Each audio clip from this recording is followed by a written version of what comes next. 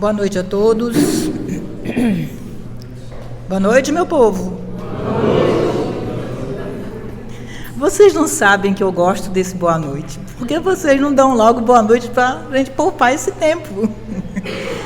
Então, a gente está com uma responsabilidade muito grande, que é de conversar sobre esse tema, família em plenitude. Como Juliana colocou,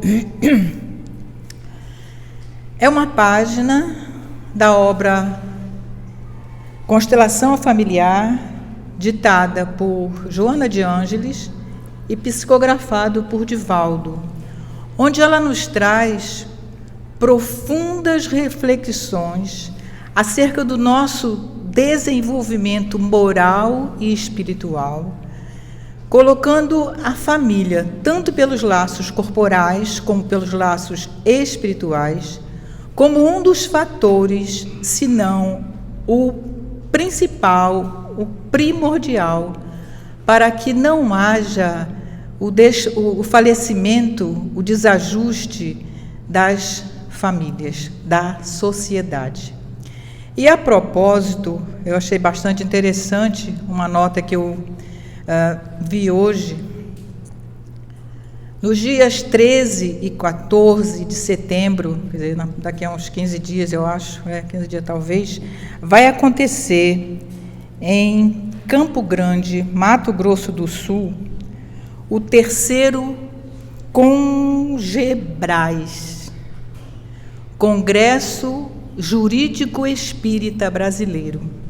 Olha que interessante, bem nesse momento oportuno, onde esse mês a gente conversou tanto sobre família, né? E o tema central desse congresso será amor, a base das famílias do século XXI.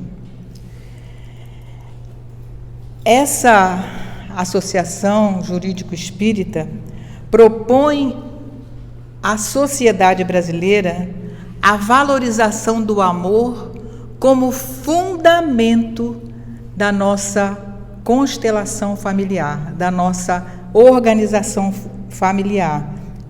Então, e nesse congresso, eles vão refletir, vão conversar sobre um assunto que está bastante também, Marcos, inclusive na palestra dele, ele teceu um breve comentário sobre as novas configurações familiares que estão se apresentando no nosso cenário contemporâneo e as possibilidades de enfrentar esses conflitos familiares à luz do amor. Eu achei bastante pertinente ao trabalho de hoje fazer essa colocação. E tudo isso, todo esse conjunto de falas que vai acontecer nesse congresso, visa exatamente o progresso da sociedade e o progresso individual de cada um. Em um passado não muito distante, como a gente entendia, como a gente via a família? Um grupamento de pessoas que moravam sob o mesmo teto, no mesmo lar, e particularmente era o quê? Pai, mãe e filhos. É a família tradicional. Ou também pessoas unidas por laços afetivos da mesma família, ou a família advinda do matrimônio, do casamento. Nesse cenário atual, no cenário contemporâneo, a gente sabe, a gente não tem dúvida disso, da diversidade que tem acontecido nas organizações familiares.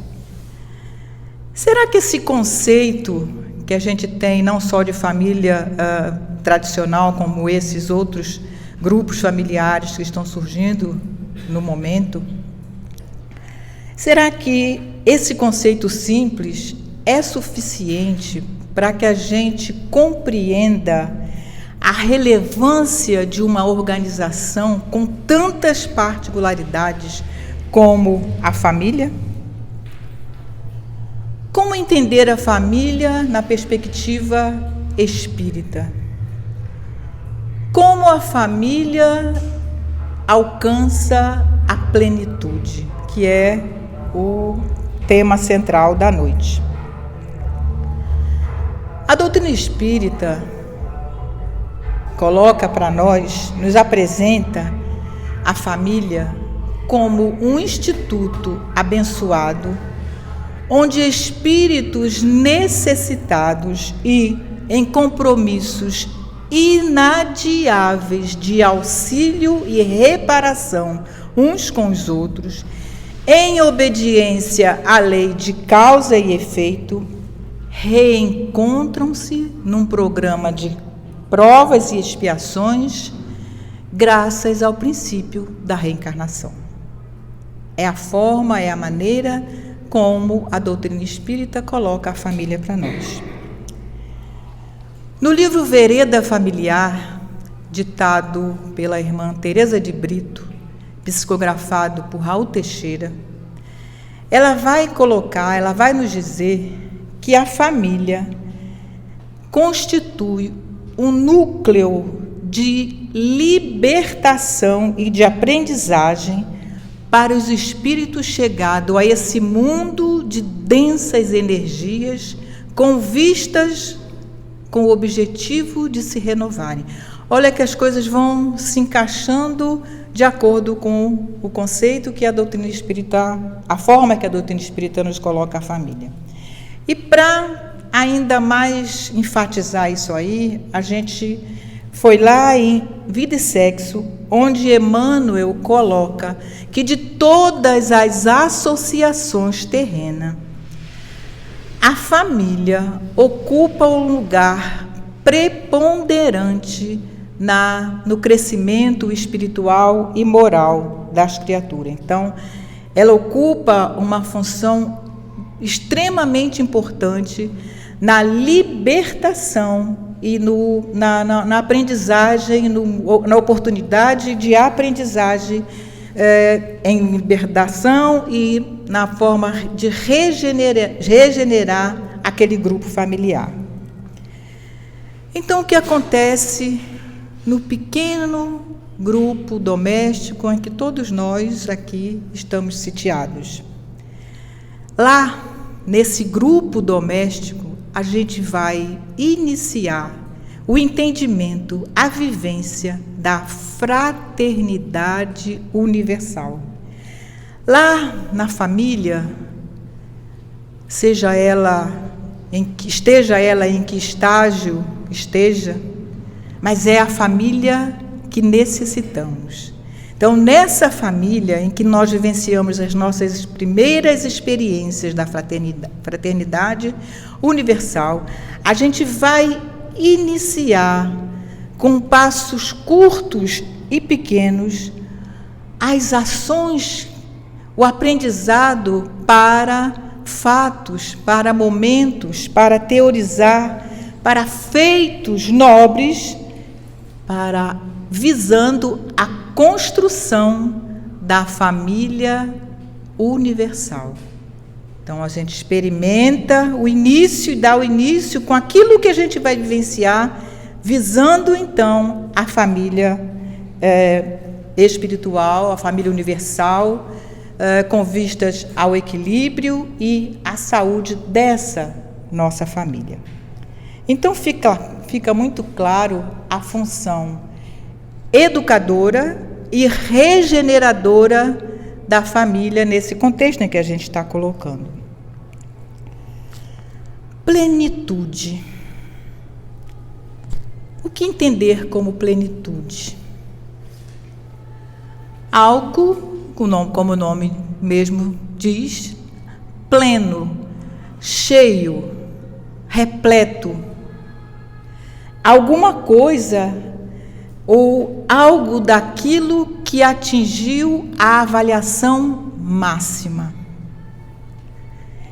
Então, Joana, na constelação familiar, nessa página, sobretudo, Família em Plenitude, ela vai nos dizer que a família alcança a plenitude ao longo da sua transição pela existência, ou seja, ao longo da sua travessia existencial. Isso tem início, Sócrates comentou também na fala dele, isso tem início lá no plano espiritual. Então, após a longa travessia espiritual, que é quando a família alcança a plenitude, e quando, a partir de um determinado momento, um primeiro momento, em que dois espíritos se resolvem pela edificação do grupo sanguíneo, eles se unem através dos laços de amor. E, naturalmente, essa união, a constituição dessa família vai ter todas as nuances, todos os desafios, todas as intercorrências inerentes a esse processo, a esse caminhar em busca da plenitude.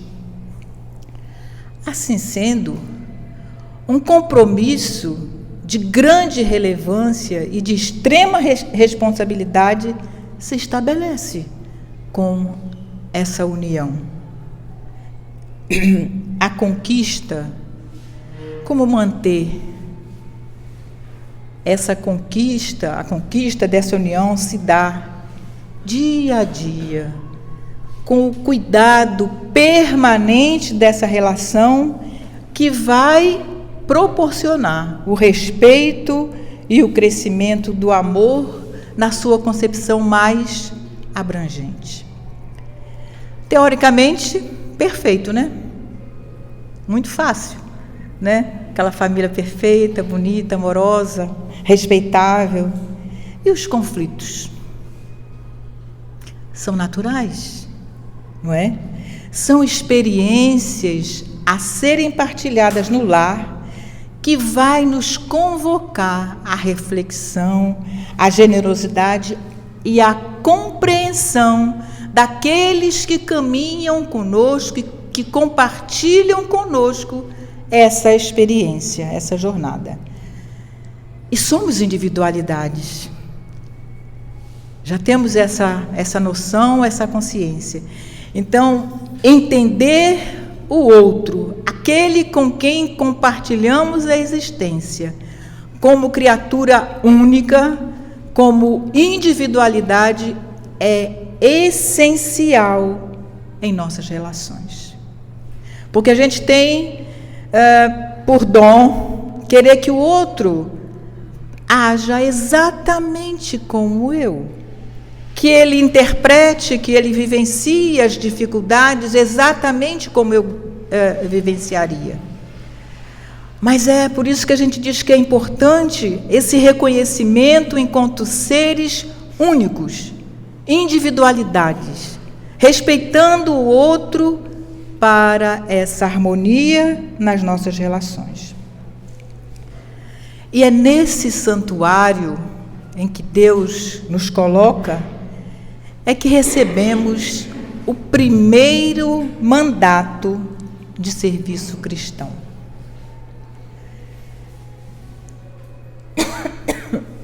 É muito a compreender para esse pertencimento a esse núcleo chamado família.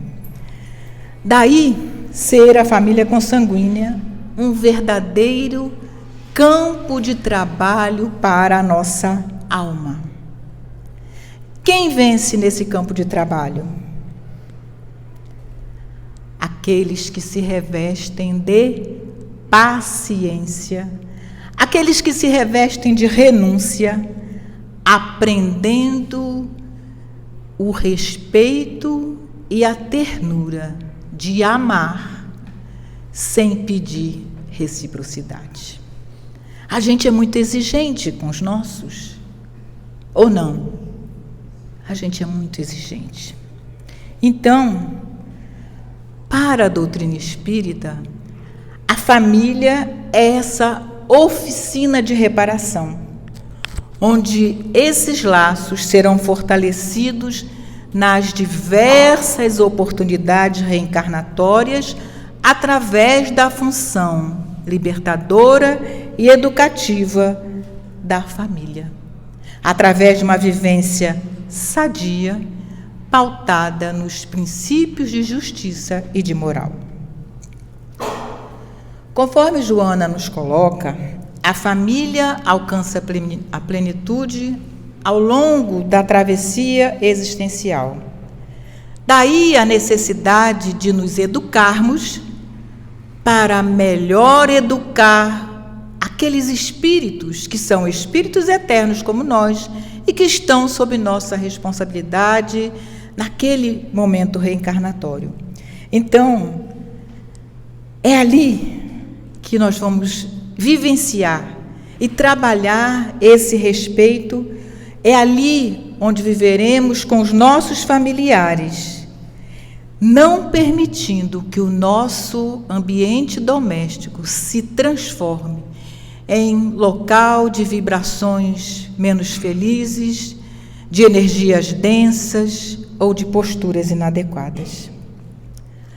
Aí lembramos o vigiai e orai, trazidos pelo nosso Mestre Jesus. Sempre, sempre, sempre oportuno em toda e qualquer situação.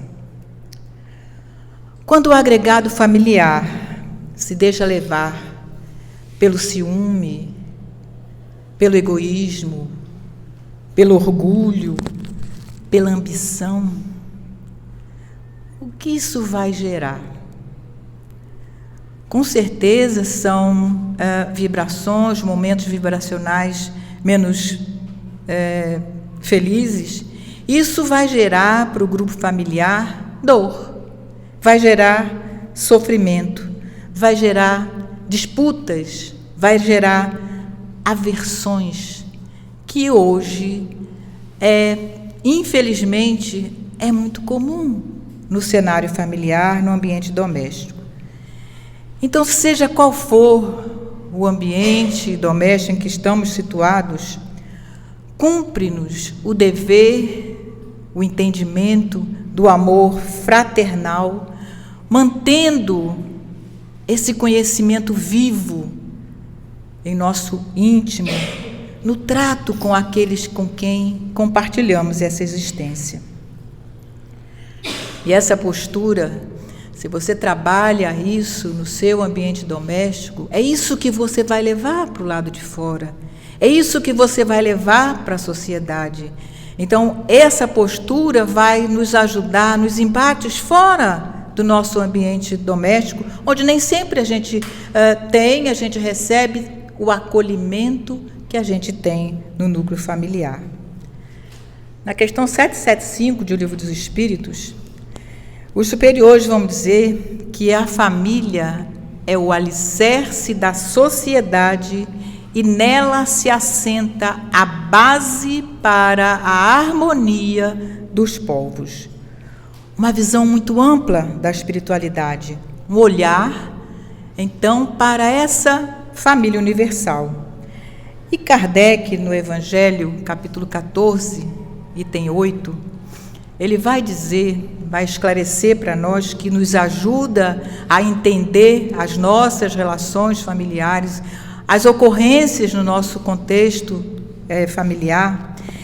Ele vai nos dizer que os espíritos que reencarnam numa mesma família, sobretudo aqueles parentes mais próximos, na maioria das vezes são espíritos simpáticos que guardam uma relação, que são ligados por relações anteriores e que se expressam numa afeição recíproca na vida atual.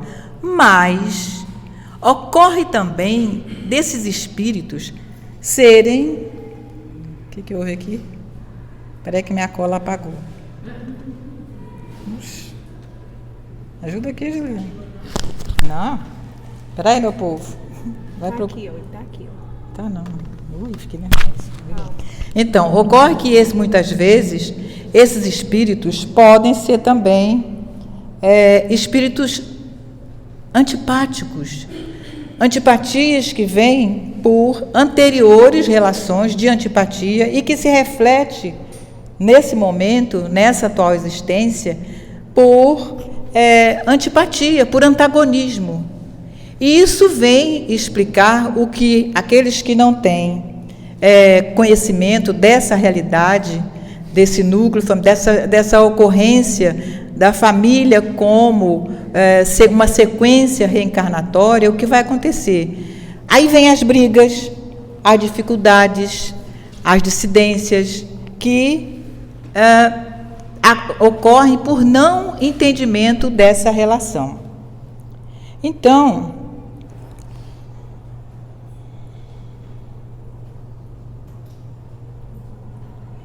já vai, viu? Pronto. Então, em face do estágio evolutivo que o planeta Terra se encontra, qual o padrão familiar que a gente encontra na Terra? Estamos no planeta de provas e expiações. Então, na grande maioria, as famílias que se reencarnam, os seres que se reencontram no mesmo núcleo familiar, na quase totalidade, são compostas de espíritos adversos entre si. Ou seja, espíritos devedores, espíritos credores, que se unem com a finalidade primordial de se acertarem perante as leis de Deus as pendências pretéritas. Então, isso fica bastante claro se a gente compreende à luz, a nossa realidade familiar, à luz da doutrina dos Espíritos. Em Leis de Amor, Emmanuel vai dizer que, de um modo geral, o marido faltoso é aquele mesmo homem que um dia inclinamos à crueldade e à mentira. E a esposa desequilibrada? Ele vai dizer que é a mulher que, certa feita, relegamos à necessidade e à viciação. E os filhos problemas? São aqueles mesmos espíritos que prejudicamos, desfigurando-lhes o caráter e envenenando-lhes os sentimentos. Olha como fica fácil entender as dificuldades, as intercorrências no nosso núcleo familiar. Kardec diz, no capítulo 5, que o espírito renasce no mesmo meio em que já viveu, estabelece relações com as mesmas pessoas para reparar o mal que lhes haja feito. Não é fácil compreender as nossas intercorrências familiares à luz da doutrina dos Espíritos? Fica fácil, fica claro, embora a gente muitas vezes não aceite, né? Daí, com isso, o que acontece? A gente vai entender as brigas constantes entre os casais, as dificuldades de relacionamento entre pais e filhos, entre irmãos, entre parentes mais próximos, as disputas familiares. As divergências familiares vão estar relacionadas ao grau de comprometimento e à natureza dos espíritos que compõem aquele núcleo familiar. E é esse entendimento, quando a gente compreende que todas as intercorrências têm relação com o grau de comprometimento com esses espíritos envolvidos nesse núcleo familiar. Quando a gente entende isso, a gente vai poder auxiliar aqueles companheiros que travam lutas diárias, lutas às vezes hercúleas com os seus familiares, mais próximos ou não, por desconhecer essa realidade espiritual que a gente compreende, que a doutrina espírita nos oferece. É nesse contexto que Joana de Ângeles coloca nessa página dela que a família vem perdendo as características de hospital, de escola, de santuário, de oficina de trabalho. Nesse contexto, quando as criaturas não se entendem, não entendem os relacionamentos familiares, ela diz que a família perde essas características e vai se transformar num palco de aflições. Isso é muito incomum nos dias atuais?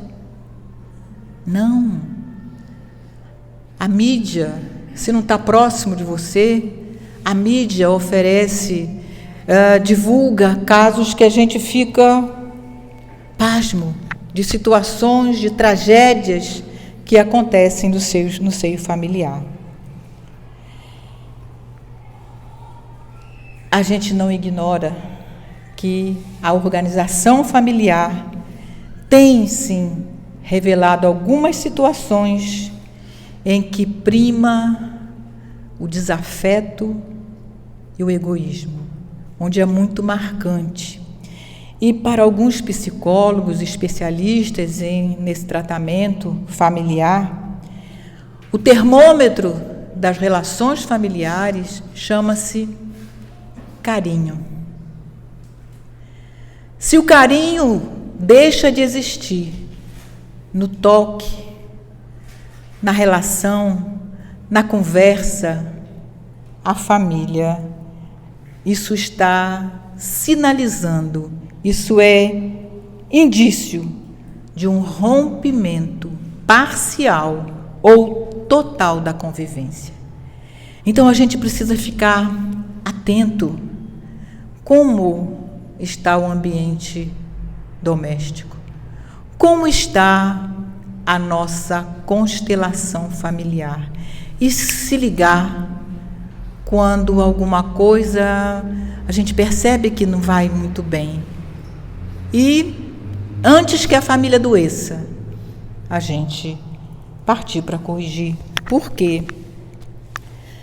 Se você não se atenta a essas intercorrências, o que acontece? Aí vem o sentimento de culpa, as indiferenças nas relações, as animosidades, as competições dentro do lar, sobretudo entre o casal. Eu vi uma nota que eu achei interessante, um palestrante falando a respeito dos casais, e ele fez uma metáfora com 2 jogos de esporte, o tênis e o frescobol. Então ele fala que existe o casal tênis e o casal frescobol. O que é isso? O que acontece no jogo de frescobol? Acredito que a maioria de nós já brincou de frescobol na praia, ou até na praia aqui do Rio São Francisco. Quando a gente brinca de frescobol, a gente não tem interesse que o parceiro não rebata a bola, não é? O interesse é manter, quanto mais tempo, melhor, manter o jogo ativo. No tênis, então no frescobol, a gente tem parceiro. No tênis, eu nunca joguei tênis, mas já assisti, nós também já assistimos, não sei se tem algum jogador de tênis aqui, que a regra é diferente, o objetivo é diferente. Você quer jogar a bola de forma que o adversário não pegue. Então, aí ele chama de casal frescobol e casal tênis. Na sua relação, você é um casal tênis ou um casal frescobol? Você quer competir ou você quer cooperar? Porque no frescobol é a cooperação. É não permitir é dar uma bolinha fácil para o cara rebater, para o parceiro rebater. No tênis você quer que o cara não pegue, não acerte. Então, é interessante também a gente avaliar as nossas relações. Eu estou competindo com aqueles com quem eu convivo, com quem eu compartilho a minha experiência doméstica, ou eu estou sendo um agente cooperador, ou eu estou sendo um agente facilitador dessa relação. Surge também a ingratidão dos filhos para com os pais, a incompreensão dos pais para com seus filhos. Então, nesse momento, como Joana coloca, nesse momento, a família está adoecendo. Já adoeceu. A família está enferma e se distanciando cada vez mais da senda que a levaria à plenitude. É de Rui Barbosa, aquela célebre frase conhecida também de todos nós: família, célula máter da sociedade. Todo mundo conhece essa expressão de Rui Barbosa, né? E Joana de Ângeles vai nos dizer que, como tal, ou seja, como célula máter da sociedade, ela é responsável pelas ocorrências grupais da humanidade. Ou seja, o que acontece no ambiente doméstico vai refletir na sociedade. E eu lembrei das criaturas que a gente encontra no trabalho de distribuição de sopa nas ruas da cidade.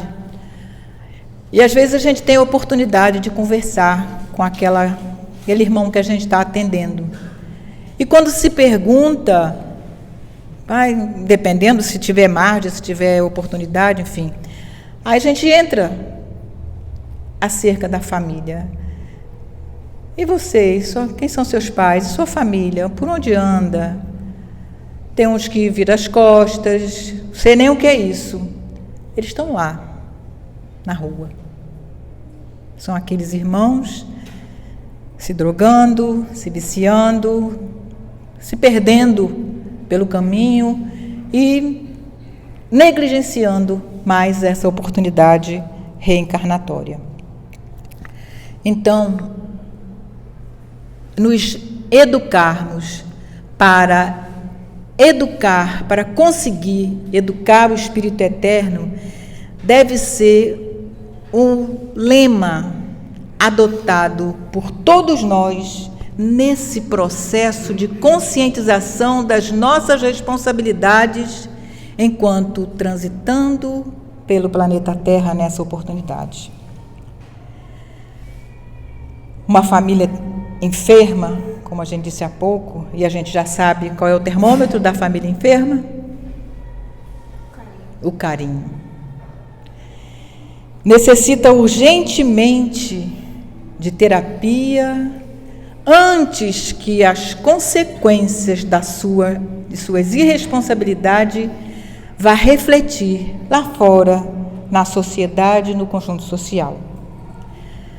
À medida que a prole advinda dessa família cresce, à medida que essa prole adquire as suas próprias experiências, se firmando no contexto social, a família entra, então, na fase de plenitude.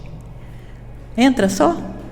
Não, ela entra na fase de plenitude se o resultado das notificações, do desenvolvimento oferecido àquelas criaturas expressar-se em equilíbrio e em saúde. Do contrário, a família pode sim ser considerada enferma e necessita de terapia urgente antes que essas consequências atinjam a sociedade.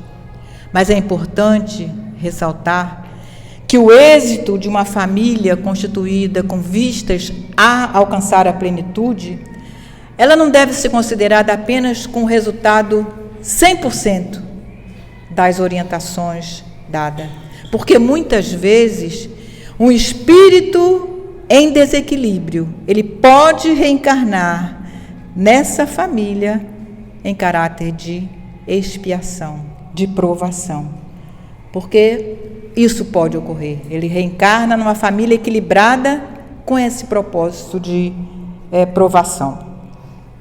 Então, e às vezes ele permanece nesse estado afligente, nesse estado de aflição, e isso não vai significar fracasso naquela família que estava fadada a levar a sua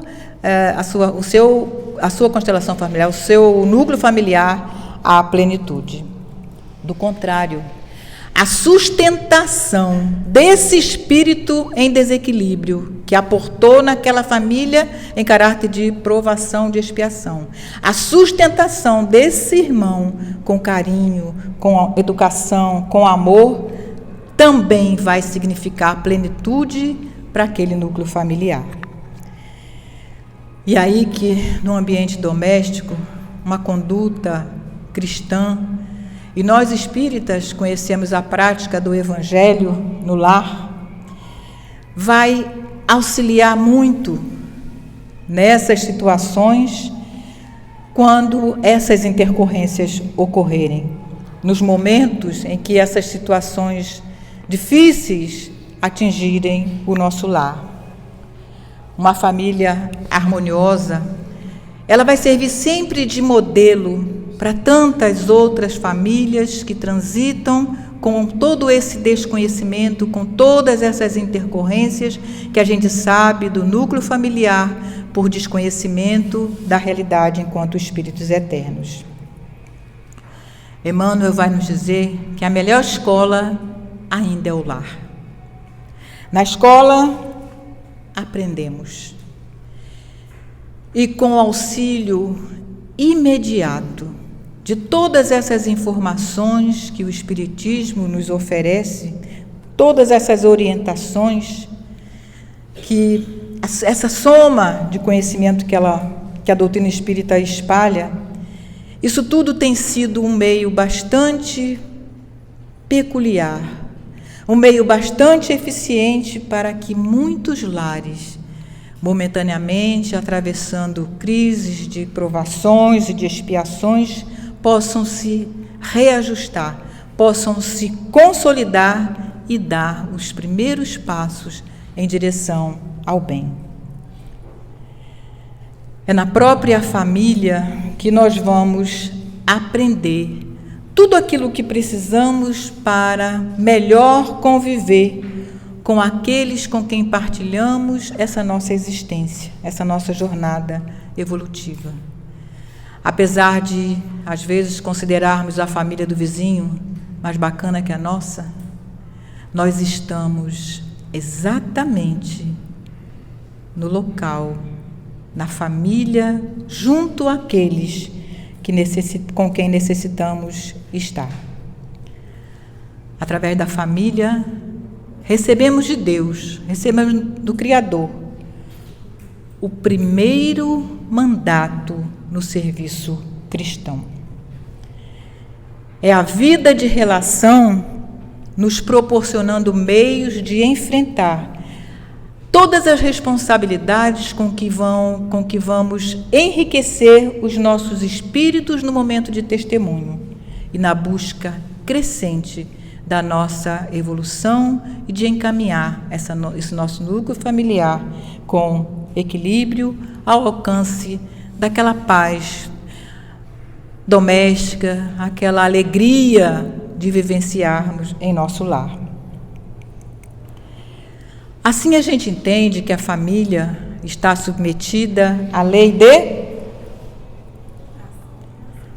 de reencarnação, ação e reação.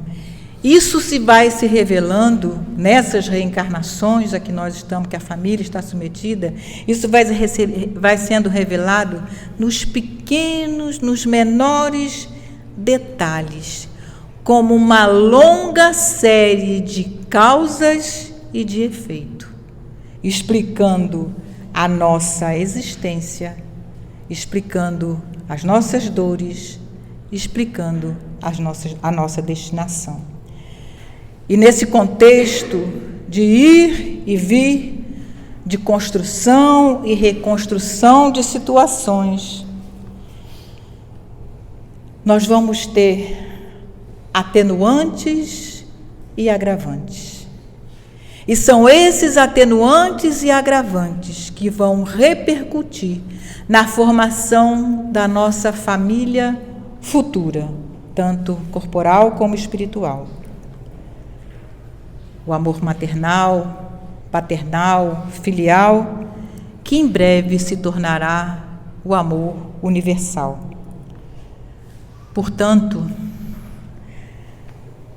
bem-aventurado o agrupamento familiar, em que Deus reúne espíritos em processo de lapidação moral e espiritual, partindo do grupo consanguíneo, com vistas à formação, à construção do amor universal, para atingirmos a plenitude dos nossos sentimentos.